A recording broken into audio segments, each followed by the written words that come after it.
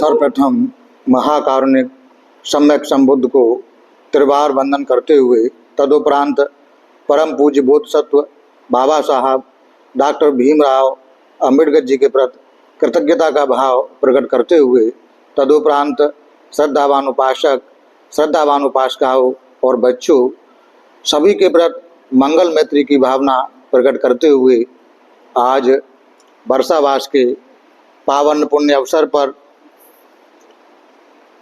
भगवान बुद्ध की त्रिपिटक में से जो पांचवा निकाय है, खुद्दक निकाय में जन कल्याणकारी वाणी धम्मपद का आज से प्रारंभ होता है।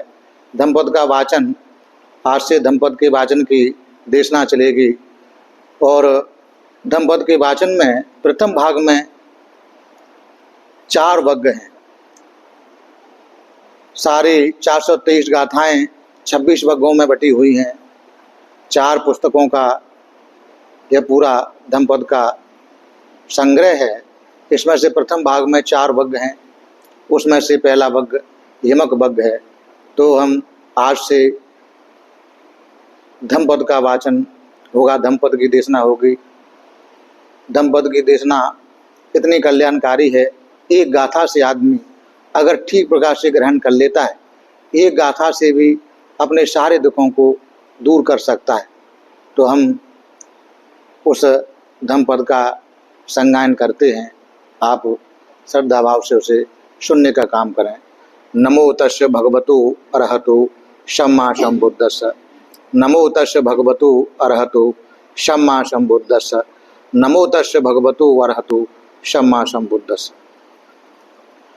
धम्मपद की अट्ठ कथा ग्रंथारंभ प्रयोजन। ग्रंथकार ग्रत इस लोक का अंत तक सूक्ष्म निरीक्षण करने वाले जिन तेजोमय रिद्धि संपन्न भगवान तथागत बुद्ध ने महामोहमय अंधकार में डूबे हुए संसार में सद्धम का दीप प्रज्वलित किया, उन श्रीमान सम्यक संबुद्ध के चरण कमलों में प्रणाम कर तथा अपने दोनों हाथों को अंजलिबद्ध करते हुए हाथ जोड़कर उनके द्वारा कथित सद्धम्म एवं उनके द्वारा अनुशासित भिक्षु संघ की पूजा कर धर्म एवं अधर्म के सूक्ष्म ज्ञाता सद्धर्म के तक पहुँचे हुए उन शास्त्रा ने उस कारण प्रयोजन का आश्रयन कर जिस पवित्र धम्मपद ग्रंथ का लोक के प्रति करुणा वेग से समुत्साहित चित्त द्वारा उपदेश किया है, जो कि देवताओं तथा मनुष्यों के हृदय में सद्धर्म के प्रति श्रद्धा एवं हर्ष का वृद्धि कारक है। इस ग्रंथ की मैं सांप्रदायिक परंपरा पर आश्रित यह शुद्ध निर्दोष अर्थवर्णना अटकथा प्रारंभ कर रहा हूँ, जो कि ताम्रपर्णी श्रीलंका द्वीप में उसी द्वीप भाषा में ग्रंथित थी। वह उस समय की द्वीप की अट्टकथा वहाँ के निवासी अध्येताओं के लिए जो सुबोध हो सकती है, परंतु उससे अन्य द्वीप के वासियों का त्रिपिटक के विशद अर्थावबोध में कोई हित साधन नहीं हो पा रहा है। अतः ऐसी अर्थकथा की रचना अत्यंत आवश्यक थी, जो कि अन्य द्वीपवासियों का भी समान रूप से हित साधन कर सके। इस आशा से महान इंद्रिय संयमी सभी के प्रति समान भाव रखने वाले स्थिर चित्त स्थविर कुमार कश्यप द्वारा सद्धम्म को चिरस्थायी बनाने की इच्छा से सम्मान पूर्वक पुनः पुनः की गई याचना से प्रेरणा प्राप्त कर मैं भिक्षु बुद्धघोष उस ताम्रपर्णी श्रीलंका द्वीप की भाषा को तथा उसमें स्थान स्थान पर आए दीर्घकार शब्दों एवं वाक्यों को त्रिपिटक की मनोमुग्ध कारणी भाषा पाली में परिवर्तित कर एवं यथा प्रसंग गाथाओं के अर्थ के स्पष्ट करने में सुविचारित न होने के कारण जो बाधा उत्पन्न हो रही थी उसे विचार पूर्वक दूर कर उस अवशिष्ट श्रीलंका द्वीप की अर्थकथा के ही भावों को अपनी इस अर्थकथा में भी सादर स्थान देता हुआ इसका पाली भाषा में रूपांतरण कर रहा हूँ, जो जिज्ञासुओं के हृदय में सद्धर्म के प्रति श्रद्धा एवं प्रेम की वृद्धि करेगा तथा उन्हें धर्म का अर्थ समझाने में आधार बनेगा। ऐसा जो जिन्होंने अनुवाद किया भिक्षु बुद्ध घोष ने लिखा है। पहला वग्ग है यमक वग्ग। यमक वग्ग की पहली गाथा है, मनोपुग्गमा धम्मा मनोसेठा मनोमया मनसा चे पदुत्थेन भासति वा करोति वा ततो नंग दुख मनवेति चक्को वा बहतो पदं। पहली गाथा जो भगवान बुद्ध ने धम्मपद में कही, उस गाथा का अर्थ है जितने भी धर्म हैं उन सब में मन पूर्वगामी है। मनोपुग्गमा धम्मा मनोसेठा मनोमया, सभी धर्म है मन के अधीन है। मन ही प्रथम है, मन ही प्रधान है, मन ही सर्वश्रेष्ठ है। जब कोई भी व्यक्ति दूषित मन से कोई काम करता है, चाहे वाणी से कर्म करे या शरीर से कर्म करे, दूषित मन से कर्म करता है तो कर्म का फल उसके साथ ऐसे लग जाता है जैसे बैलगाड़ी का पहिया बैल के पीछे लग जाता है। जहाँ जहाँ बैलगाड़ी में बैल जुटा हुआ है तो जहाँ जहाँ बैल जाएगा वो गाड़ी का पहिया उसके पीछे पीछे चलता जाएगा, उससे बच नहीं सकता। उससे बचने के लिए आगे बढ़ेगा तो गर्दन घायल कराएगा, पीछे को जाएगा तो पैर घायल होंगे। ऐसे ही व्यक्ति के जो मन जिस प्रकार का होता है, दूषित मन से कोई भी काम करता है तो उसके पीछे कर्म लग जाता है। जहाँ जन्म लेता है, जिस योनि में जन्म लेता है, वह दूषित कर्मों का फल उसके पीछे पीछे चलता जाता है, उसे पीड़ित करता है, दंडित करता है। इस गाथा का यह अर्थ है। इस गाथा के संबंध में भगवान बुद्ध ने एक चक्षुपाल स्थिविर कथा कही है। यह धम्मदेशना श्रावस्ती में भगवान बुद्ध ने कही और चक्षुपाल स्थिविर को उद्देश्य करके यह कथा भगवान बुद्ध ने बताई। श्रावस्ती नगरी में कभी कोई महासुवर्ण नामक गृहस्थ रहता था। उसका परिवार बहुत विशाल था।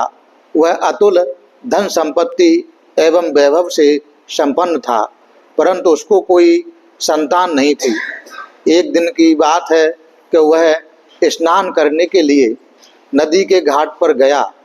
वहाँ स्नान कर पुनः घर लौटते समय मार्ग में उसे एक पत्र शाखा संपन्न विशाल वृक्ष दिखाई दिया।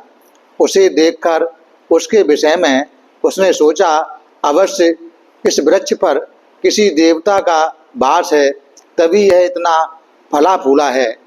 उसने उस वृक्ष के नीचे वाली भूमि को सफाई कर उसके चारों ओर मिट्टी का डेरा बनाकर आसपास में साफ मिट्टी बिछाकर उस पर ऊंची ध्वजा पताका गाड़कर उस वृक्ष को यूं अलंकृत कर प्रणाम कर उससे प्रार्थना की कि यदि मुझे पुत्र या कन्या की प्राप्ति हो जाए तो मैं आपका उत्सव पूजा सत्कार करूँगा।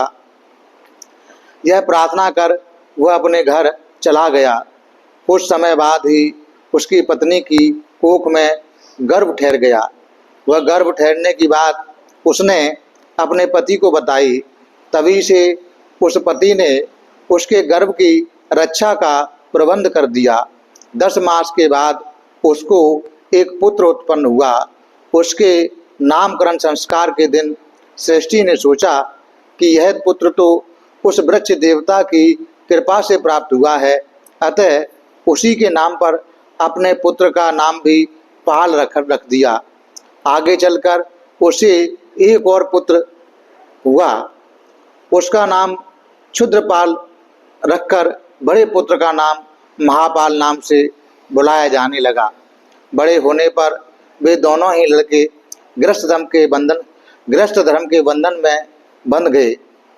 आगे चलकर किसी समय उनके माता पिता का देहावसान हो गया। उनकी सारी धन संपत्ति उन दोनों को ही मिली। उस समय भगवान धम्मचक्र प्रवर्तन के बाद क्रम से आकर अनाथ पिंडक सेठी द्वारा 54 करोड़ का धन खर्च कर बनवाया गया जेतवनाराम विहार में अधिकारी जनता को स्वर्ग एवं मोक्ष मार्ग की प्राप्ति के उपाय भूत धर्म का उपदेश करते हुए विराजमान थे। इससे पूर्व तथागत ने मातृपक्ष से 80 एवं पितृपक्ष से 80 यों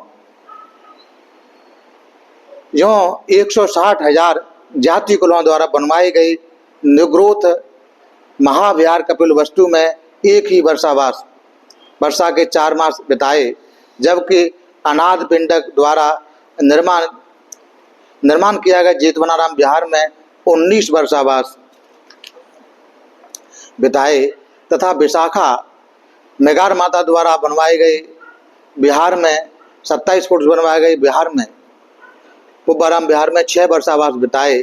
यों दोनों कुलों के गुणों की महत्वता का ध्यान रखते हुए भगवान ने श्रावस्ती में ही 25 वर्षावास बिताए।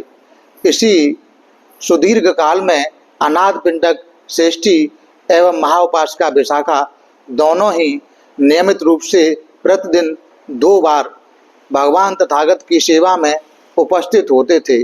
ऐसा करते हुए वे दोनों ही समय वहाँ खाली हाथ न आकर कुछ न कुछ साथ में लाते थे, क्योंकि इन महाविहारों में रहने वाले छोटे सामनेर इस उत्सुकता में रहते थे कि ये लोग हमारे लिए कुछ लाए हैं। अतः ये दोनों यदि महाविहार में भोजन काल से पूर्व आते तो अच्छी से अच्छी खाद्य सामग्री साथ में लेकर आते, और यदि भोजन काल के बाद आते थे तो 5 प्रकार की भेषज एवं 8 प्रकार की पान सामग्री साथ में लाते थे। इन दोनों के घरों में 2-2 हजार भिक्षुओं के लिए आसन बिछे ही रहते थे।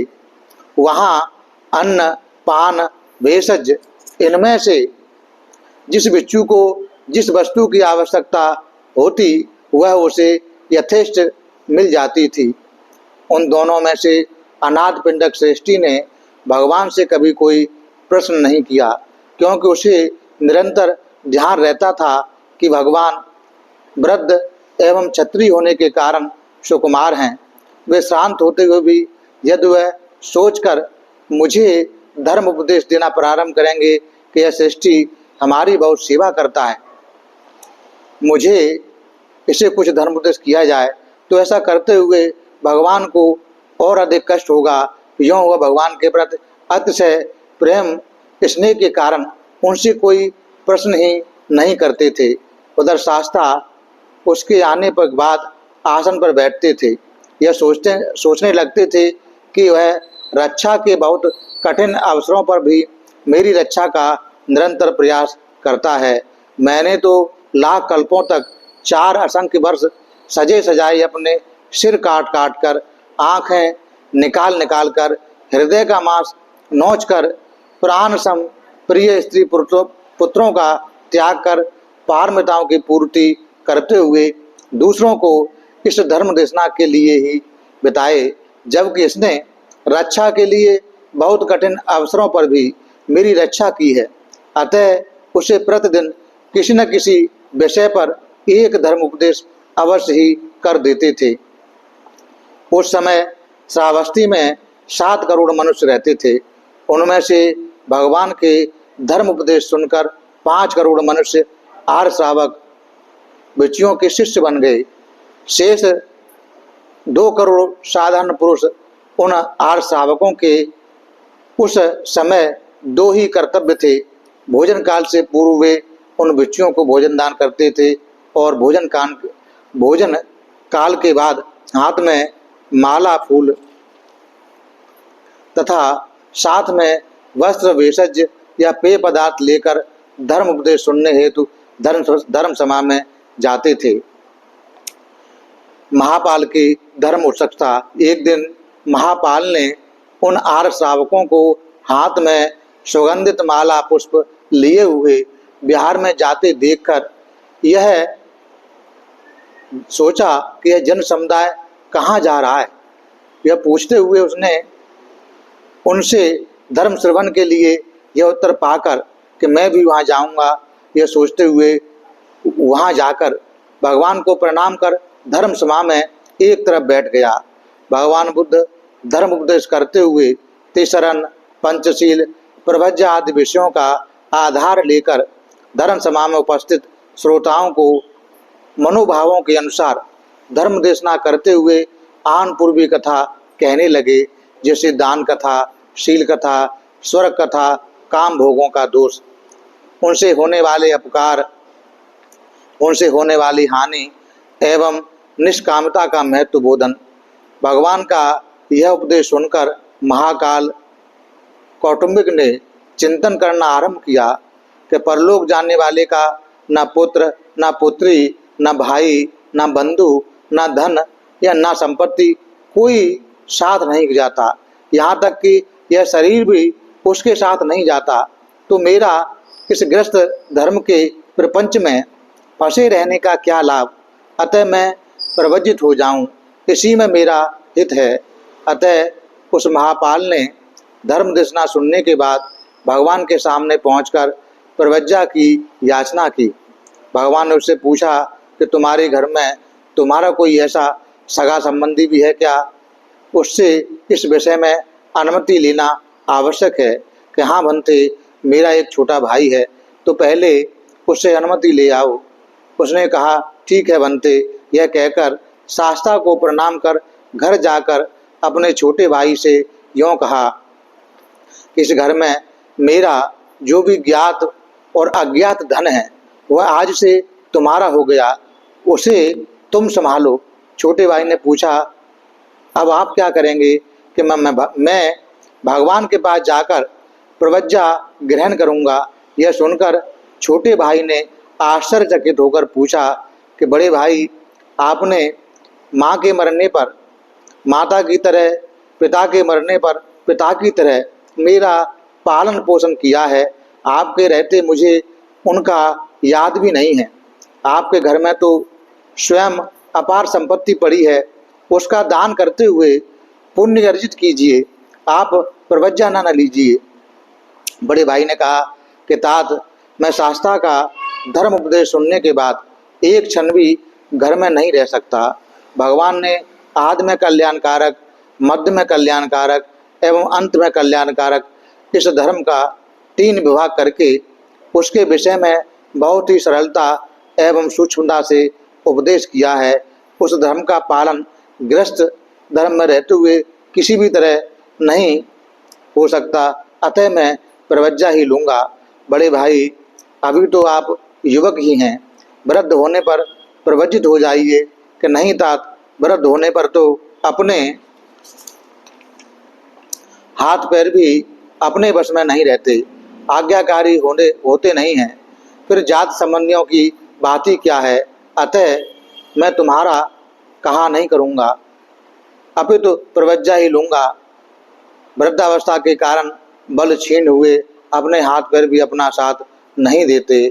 जब उसकी शक्ति ही क्षीण हो जाए तो धर्म का आचरण कैसे कर पाएगा? अतः तात, मैं तो प्रवज्जित ही होऊंगा। यह छोटे भाई के रोने धोने पर भी महापाल ने भगवान के पास जाकर प्रवज्जा ग्रहण की। क्रमशः प्रवज्जा एवं उपसंपदा प्राप्त कर 5 वर्ष पर्यंत आचार्य एवं उपाध्यायों के अधीन रहकर वर्षावास के बाद प्रवारणा कर पुनः भगवान के पास उनसे पूछा कि बनते, इस शासन में बौद्ध धर्म में कितने धुर हैं, कितने उत्तरदायित्व हैं? भगवान कहते हैं ग्रंथ धुर एवं विपස්සना धुर, ये 2 ही धुर हैं। बनते, ग्रंथ धुर क्या है और विपස්සना धुर क्या है?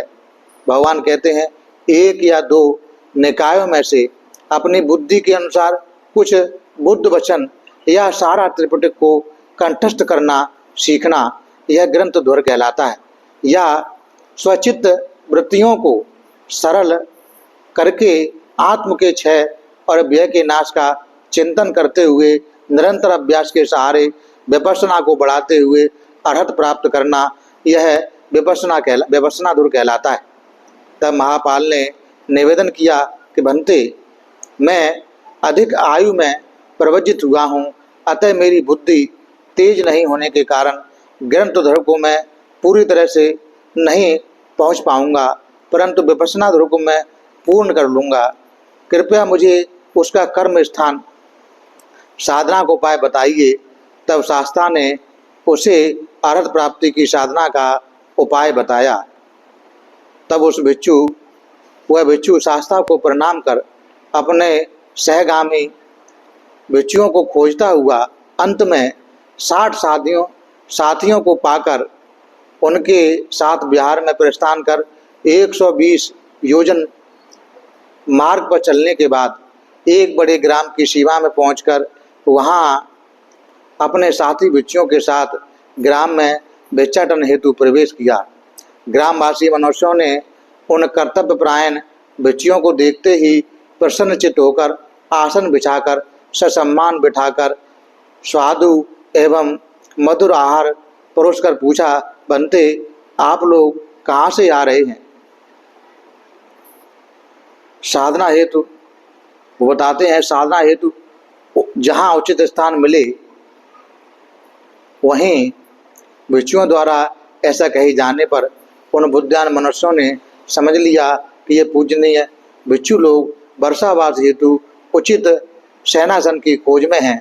यह जानकर भी बोले, बनते, यदि आप लोग 3 माह पर्यंत यहाँ विराजें तो हम लोगों को भी त्रिशरण की आराधना करते हुए पंचशील शिक्षा का पुण्यप्रद लाभ अवसर मिल जाएगा। अतः भिक्षुओं ने भी उन ग्रामवासियों जनों की बात यह सोचकर मान ली कि हम इन कुलों का सहारा लेते हुए अपनी साधना को आगे बढ़ाते हुए भवन शरण को सुगम बना लेंगे।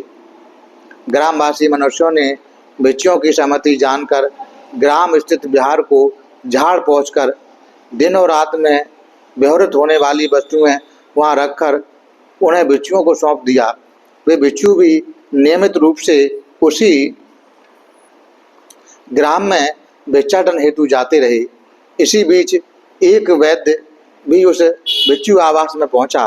उसने भिक्षुओं को आश्वासन दिया कि बनते, एक आवास में रहते हुए बहुत से लोगों पर कभी कोई रोग भी आक्रमण कर देता है। ऐसी स्थिति आने पर मुझे बताइएगा, मैं आपकी चिकित्सा के लिए निरंतर तैयार रहूंगा। स्थविर ने चतुर्मास के प्रथम दिन पूछा, आज मानो इस त्रिमास व्रत को आप लोग कैसे किन एरियापदों से पूर्ण करना चाहेंगे? बनते, 4 एरियापदों से। आज मानो क्या तुम्हारे लिए यह अनुरूप है? इस विषय में आप लोगों को विशेष सावधानी बरतनी चाहिए।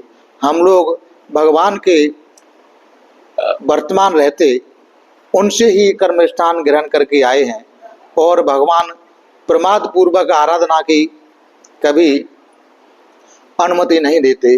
उनके आदेशों का पालन अपना हित समझते हुए करना चाहिए। 4 एरियापद तो प्रमाद के होते हैं, जैसे गृहस्थों के। अतः आयुष्मान अप्रमत्त बनो। बनते, आप कैसे कितने एरियापदों से अपने इस व्रत का पालन कैसे करेंगे? आज मानो मैं 4 में से 3 एरियापदों को हमसे ही काम चलाऊंगा। मैं अपनी पीठ को भूमि पर स्पर्श नहीं होने दूंगा। ठीक है बनते, आप इसी तरह सावधान रहते हुए साधनारत रहिए। तब स्थविर को नींद न आने के कारण वर्षावास का प्रथम माह बीतने पर दूसरे माह में नेत्र रोग उत्पन्न हो गया। जैसे किसी घड़े में छिद्र हो जाने पर उससे जलधारा बहने लगती है, उसी तरह उनकी आंखों में आंसू धारा बहने लगी। वे रात्रि पर्यंत श्रवण धर्म का पालन करते हुए प्रातःकाल कमरे में जाकर बैठ गए। साथ में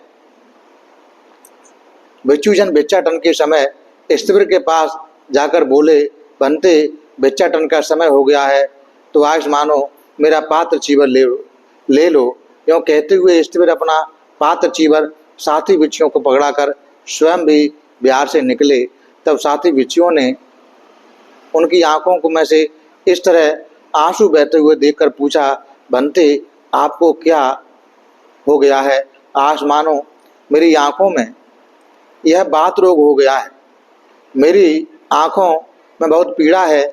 बनते किसी वैद्य ने हमको रोगों की चिकित्सा का आश्वासन दिया था, उससे कहें आज मानो जैसा उचित समझो। भिक्षुओं ने वैद्य को स्त्रीवर का रोग बताया।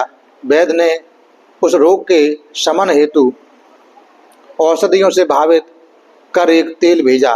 स्त्रीवर ने उस तेल को खड़े खड़े ही अपनी नासिका में डालकर भिक्षाटन हेतु आगे ग्राम में चले। वैद्य ने स्त्रीवर की यह क्रिया देखकर स्त्रीवर से पूछा, बनते आर की आंखों में बात रोग हो गया है। यहाँ उपासक, बनते मैंने उस रोग के शमन हेतु एक विशेष तेल भेजा था कि आपने उसको अपनी नासिका में डाला। कि हाँ उपासक, अब रोग की क्या स्थिति है? उपासक, अभी तो नेत्रों में पीड़ा पहले की तरह ही है। वैद्य ने सोचा, मैंने तो उनको ऐसा तेल भेजा था जो एक बार प्रयोग करने पर ही सारे रोग का शमन कर देता, परंतु इनका रोग क्यों शांत नहीं हुआ? अतः उसने फिर स्त्रीवर से पूछा, बनते क्या आपने उस तेल का प्रयोग बैठे बैठे ही कर लिया था या लेट कर किया था? इस पर स्त्रीवर इस प्रश्न का उत्तर नहीं दिया, चुप रहे। बार बार पूछने पर भी स्त्रीवर ने कोई उत्तर नहीं दिया। तब वैद्य ने विचार किया कि इनके वास स्थान पर चलकर देखना चाहिए। उन्होंने उस औषधि का प्रयोग कैसे किया, यह विचार करके उसने स्त्रीवर से कहा, अच्छा बनते आप अपने निवास स्थान पर चलिए। यों स्त्रीवर को भेजकर पुनः बिहार में जाकर स्त्रीवर के आवास गृह को देखने के पर उसे उनका चक्रमन एवं बैठने का स्थान तो दिखाई दिया, परंतु लेटने का स्थान कहीं दिखाई नहीं दिया। तब वैद्य ने फिर पूछा कि बनते आपने बैठे बैठे ही औषधि का प्रयोग किया या लेट कर? तब वैद्य ने फिर पूछा, तब भी बार बार पूछने पर स्त्रीवर चुप ही रहे। तब अंत में वैद्य ने कहा कि बनते आपको ऐसा नहीं करना चाहिए था। बनते इस श्रवण धर्म का पालन तभी तक हो पाएगा जब तक आपका यह शरीर स्वस्थ रहेगा। अतः आप लेट कर औषधि का सेवन कर लें। अंत में स्त्रीवर ने वैद्य से कहा, आयुष्मान अभी आप जाइए, मैं मंत्रणा करके आपको बाद में उत्तर दूंगा। वैद्य चले गए। स्त्रीवर का वहाँ न कोई परिवार का सदस्य था, न कोई दूर का संबंधी था कि उनसे यह मंत्रणा करते। अंत में वह अपने इस मूल पूरित घृणित काय से ही मंत्रणा करते करते हुए बोले, अरे पालित, अपने हृदय की बात कहे, तू किसे महत्व देता है, अपनी आँखों को या बुद्धों के आदेश को? इस अनादि संसार में तुझ आँख के कान पुरुष की कौन गणना? इधर अनेक सैकड़ों हजारों बुद्ध अवतरित हुए हैं और चले गए हैं, उनमें से किसी को भी तूने नहीं पहचाना। अब अंत में तूने यह संकल्प व्रत लिया है कि 3 मास वर्षावास पूर्ण होने तक किसी भी प्रकार से लेटूंगा नहीं। अधिष्ठान लिया है 3 मास तक निरंतर नियमित रूप से यह उद्योग करूंगा। तो अब तेरी ये आंखें फूट जाएं या नष्ट हो जाएं, तुझे बुद्ध का आदेश नहीं त्यागना चाहिए, उसी को महत्व दे, अपनी आंखों को नहीं। इस तरह अपने इस महाभूत से उत्पन्न शरीर को इन गाथाओं से संबोधित किया।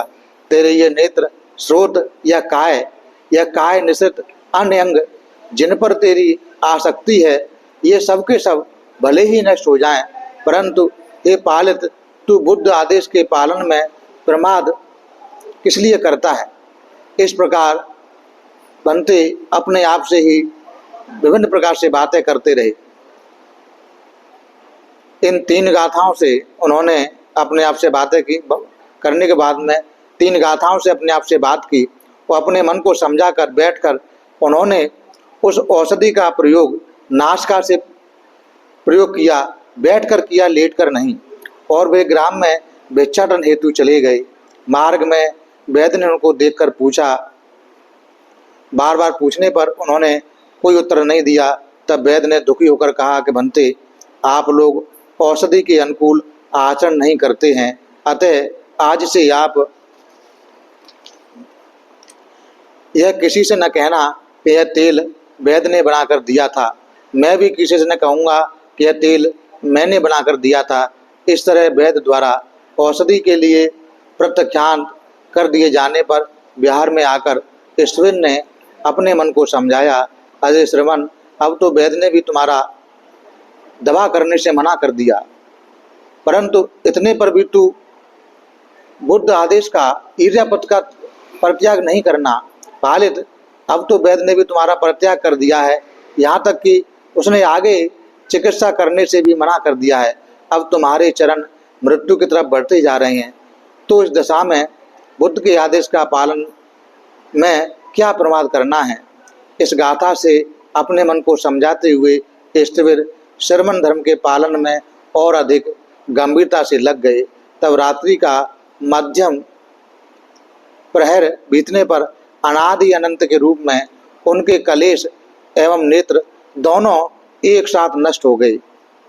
केवल शुष्क विपश्चिक अंतर्दृष्टि अर्थात अरहत बनकर कुटिया के अंदर जाकर बैठ गए।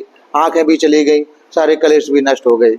तब भिक्षुओं ने जब भिक्षाटन के समय आकर ईष्टवीर से कहा कि भंते, भिक्षा का समय हो गया है।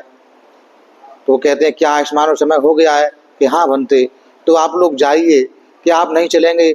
आयुष्मानो, मेरे नेत्र तो अब नष्ट हो गए हैं, मैं मार्ग कैसे देख पाऊंगा। तब उन भिक्षुओं ने ईष्टवीर की आंखें उस स्थिति में देखकर अपनी आंखों से आंसू भरकर दुखी होते हुए बोले, बनते, आप चिंता ना करें, हम सब आपकी सेवा में रहेंगे। यों वो ईष्टवीर को भरोसा देकर उनके सभी कर्तव्य पूर्ण करते हुए भिक्षाटन हेतु ग्राम में प्रवेश किया। वहाँ श्रद्धालु उपासकों ने ईष्टवीर को न देखकर उनके विषय में पूछा कि आज हमारे पूजनीय बंती जी कहाँ हैं।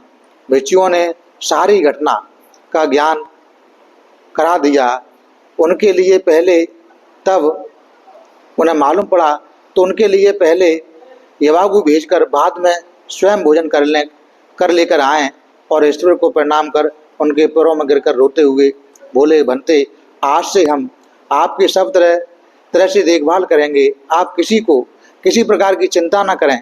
यों भरोसा देकर पुनः उपासक लोग अपने घर लौट गए। उस समय से वे ग्रामवासी श्रद्धालु उपासक उन ईश्वर के लिए बिहार में ही नियमित रूप से जलपान एवं भोजन पहुंचाने लगे। उधर ईष्टवीर भी उन 60 भिक्षुओं को निरंतर धर्म उपदेश करते हुए वे भिक्षु ईष्टवीर द्वारा उपदेश धर्म का आचरण करते हुए पवारना दिवस आने से पूर्व ही सभी व्रत संविदाओं के साथ अर्हत प्राप्ति को प्राप्त हो गए। वे भिक्षु वर्षावार समाप्त कर भगवान के दर्शन की कामना करते हुए ईष्टवीर से निवेदन करने लगे, बनते, अब हम भगवान के दर्शन करना चाहते हैं। ईष्टवीर ने भिक्षुओं की बात सुनकर विचार किया कि मैं तो शरीर से दुर्बल हूँ तथा जेतवन के मार्ग में अमनुष्यों द्वारा परगृहित है, जंगल का विशाल भूभाग मिलेगा। ऐसी स्थिति में यदि मैं भी इनके साथ चलूँगा तो मुझे संभालने में ही ये कष्ट पा जाएंगे, भिक्षा भी इन्हें सुविधापूर्वक नहीं मिलेगी, अतः क्यों ना मैं इन्हें पहले ही वहाँ भेज दूँ। तब उन्होंने भिक्षुओं से कहा कि आसमानो, तुम लोग पहले चलो। बनते, आप क्या करेंगे? आसमानो, मैं शरीर से दुर्बल हूँ, अतः पहले तुम चलो। बनते, ऐसा ना करें, हम तो आपको ही साथ लेकर चलेंगे। आसमानो, ऐसा ना सोचो, तुम्हारे ऐसे विचारों से मुझे कष्ट हो जाएगा। हाँ, मैं तुम्हारे वहाँ पहुँचने पर मेरा छोटा भाई मेरे विषय में तुमसे पूछे तो उसको मेरा यहाँ रहना बता देना और उसको मेरा आँखों से अंधा होना भी बता देना। तब वह स्वयं ही किसी को मेरे पास भेजेगा, उसके साथ मैं आ जाऊँगा। मेरी तरफ से तुम लोग भगवान और 80 महाष्टवरों को प्रणाम करना। यूँ कहकर उन्होंने उन भिक्षुओं को अकेले ही जेतवन जाने के लिए सहमत कर लिया। तब वे भिक्षु ईष्टवीर से क्षमा याचना करते हुए ग्राम में प्रवेश हुए। ग्रामवासी मनुष्यों ने भिक्षुओं को देखकर ससम्मान बैठाकर भिक्षा देने के बाद पूछा, क्या बनते, आज तो आप लोग कहीं दूसरी जगह जाने का तैयारी दिख रही है। कहा उपासकों, अब हमें भगवान के दर्शन की इच्छा है। यह सुनकर ग्रामवासियों ने बहुत चाहा कि भिक्षु कुछ दिन और इसी ग्राम में ठहरें, परंतु भिक्षुओं का गमन में ही आग्रह देखकर अंत में ग्रामवासियों को भी सहमत होना पड़ा और वे ग्रामवासी उन भिक्षुओं को ग्राम से कुछ आगे तक पहुंचाकर दुखी मन से पुनः ग्राम में लौट आए। उधर वे भिक्षु क्रमशः पद यात्रा करते हुए जेतवन पहुंचकर भगवान एवं 80 महास्तवरों को अपनी एवं स्तवर की तरफ से प्रणाम कर दूसरे दिन जहां उन स्तवर का छोटा भाई रहता था उस गली में भिक्षाटन के लिए गए। वहां उस चूलपाल कौटुंबिक ने उन भिक्षुओं को पहचान कर ससम्मान बैठाकर स्वागत सत्कार कर उनसे पूछा, मेरे बड़े भाई स्तवर कहाँ हैं। तब उन भिक्षुओं ने उनको स्तवर के विषय में सारी घटना सुना दी। उसने यह सुनकर भिक्षुओं को पैर पकड़कर रोते हुए पूछा, बनते, अब मेरा क्या कर्तव्य है। भिक्षुओं ने कहा कि स्तवर यहाँ से उन्हें लाने के लिए तुम्हारे द्वारा भेजे गए किसी सहायक के आगमन की प्रतीक्षा कर रहे हैं। उसके वहाँ पहुँचने पर वे उसके साथ यहाँ आ जाएंगे। चूलपाल ने कहा कि बनते, यहाँ मेरा पालित नामक एक भांजा है, यदि आपकी अनुमति हो तो इसे ही इस कार में भेज दो। भिक्षु बोले, इसे ऐसे ग्रस्त भेष में भेजना तो उचित न होगा, क्योंकि मार्ग में बहुत सी विघ्न बाधाओं से युक्त है, अतः इसे प्रवज्जित कर भेजना उचित होगा। ठीक है बनते, तो उसी तरह भेजा जाए। तब उन भिक्षुओं ने उस भांजे को भागने को प्रवज्जित कर 15 दिन तक भिक्षुचर्या एवं पात्र चीवर आदि का उपयोग करना सिखाकर उस ग्राम की तरफ जहाँ स्तवर ठहरे हुए थे वहाँ भेज दिया।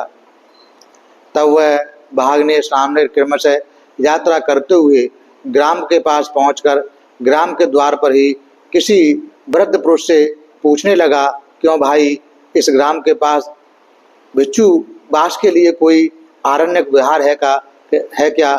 हाँ बनते, उसमें कौन रहता है। कि बनते, पालित नामक स्तवर रहते हैं कि मुझे वहाँ का मार्ग दिखा सकते हैं। बनते, आपका परिचय। कि मैं स्तवर का भांजा हूँ।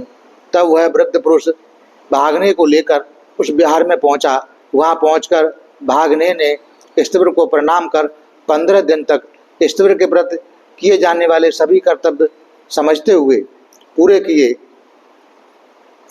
उनको भली बात उनकी सेवा सत्कार किया।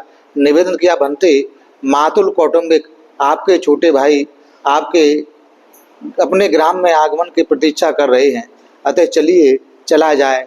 तो वो बनते बोलते हैं, तो मेरी लाठी का एक कोना पकड़ो। यों वह भांजे भिक्षु स्तवर की लाठी का एक कोना पकड़कर स्तवर के साथ ग्राम में प्रवेश हुए। ग्रामवासी पुरुषों ने स्तवर को ससम्मान बैठाकर पूछा, बनते, आज तो आपकी अनंत यात्रा की तैयारी लग रही है। कि हाँ उपासकों, भगवान को प्रणाम करने जा रहा हूँ। यह सुनकर ग्रामवासियों ने स्तवर से कुछ दिन और ग्राम में ही वास करने का निवेदन किया, परंतु स्तवर का विशेष आग्रह देखकर उन्हें रोकने में असमर्थ होकर स्तवर ने ग्राम से कुछ दूर आगे तक पहुंचाकर दुखी होकर पुनः लौट आए। इधर वह सामनेर भी स्तवर को लाठी पकड़े उन्हें मार्ग संकेत करता हुआ क्रमशः बीहड़ जंगल के बीच में बसे काष्ठनगर ग्राम में, जहाँ के ये स्तवर भी पहले वास कर चुके थे, वहाँ पहुँचा। वह उस ग्राम से निकलकर ज्यों ही कुछ आगे बढ़ा, उसने जंगल में गीत गा कर लकड़ी काटती हुई किसी स्त्री का गीत स्वर सुना। उस स्वर पर वह मुग्ध हो गया। स्त्री के मोहक सुर के अतिरिक्त किसी अन्य प्राणी का स्वर पुरुष पर ऐसा संमोहन नहीं कर सकता जो कि समग्र शरीर को भेदता हुआ सीधा हृदय तक पहुंच जाए।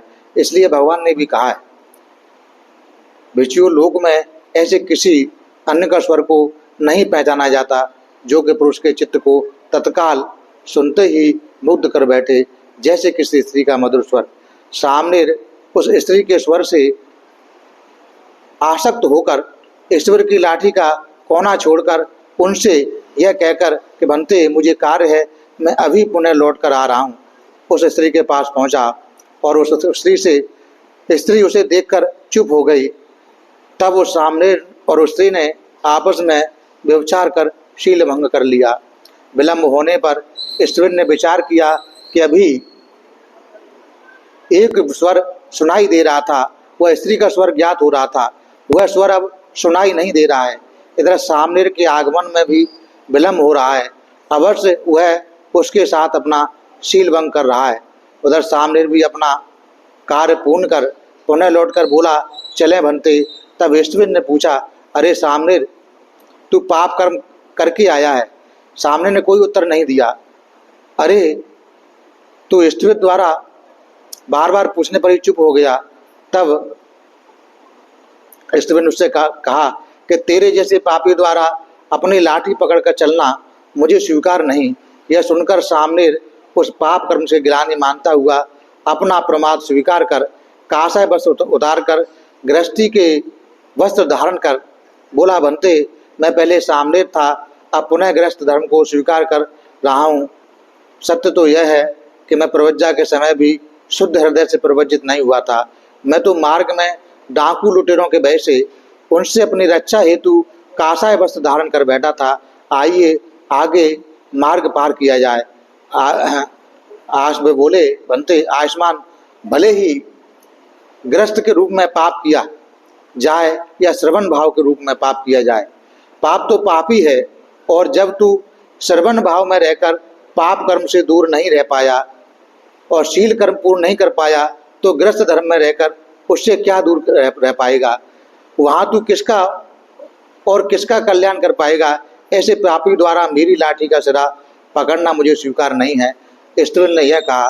भागने ने पुनः निवेदन किया कि बनते इस मार्ग में भूत प्रेतों का भय है, पर आप तो नेत्रहीन हैं, आपके साथ कोई रक्षक न रहेगा तो आप वहाँ कैसे सकुशल वास कर पाएंगे?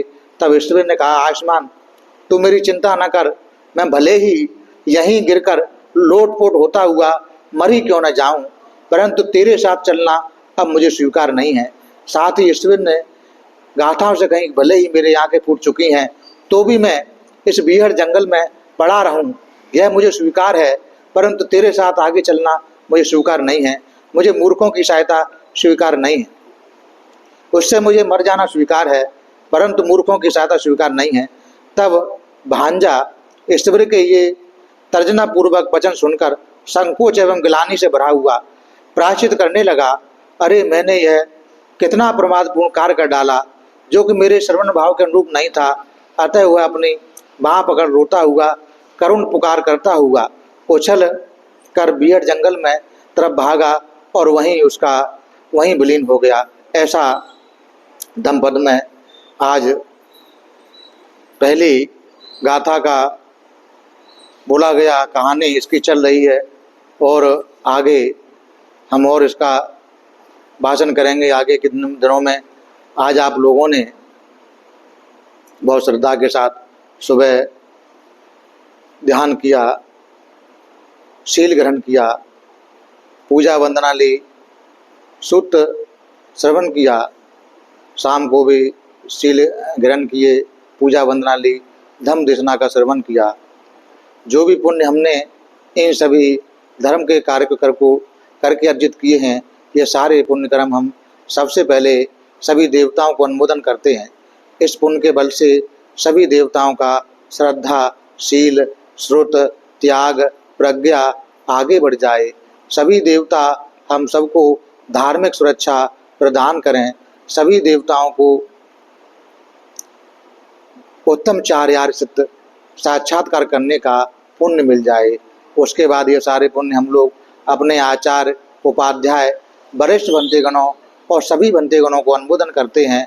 इस पुण्य के बल से वो सभी लोग सुखी हों, सभी का कल्याण सदे, उन सभी लोगों को उत्तम चार्यार्चित साक्षात्कार करने का पुण्य मिल जाए। उसके बाद ये सारे पुण्य हम लोग संसार के सारे प्राणियों को अनुमोदन करते हैं। संसार के सारे प्राणी सत्य धर्म का मार्ग उन्हें मिल जाए, सत्य धर्म के मार्ग पर चलकर कर्म फल से मुक्त होकर निर्वाण गति को प्राप्त हो, ऐसी कामना करते हैं। उसके बाद ये सारे पुण्य हम लोग यहाँ आए हुए सभी लोगों को अनुमोदन करते हैं। इस पुण्य के बल से ये सभी लोगों के सारे प्रकार की आपत्ति विपत्ति, सारे प्रकार की विघ्न बाधा दूर हो।